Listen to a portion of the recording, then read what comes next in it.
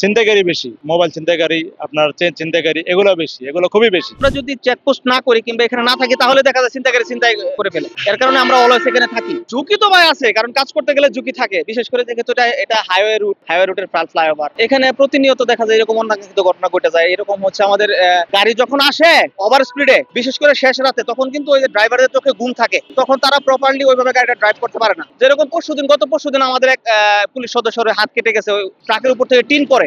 ঝুঁকি আছে, জি জি, কাজ তো করতে হবে। এখানে হচ্ছে যদি আমরা চেকপোস্ট না করি কিংবা এখানে না থাকি তাহলে দেখা যায় ছিনতাইকারী ছিনতাই করে ফেলে। এর কারণে আমরা অলওয়েজ এখানে থাকি।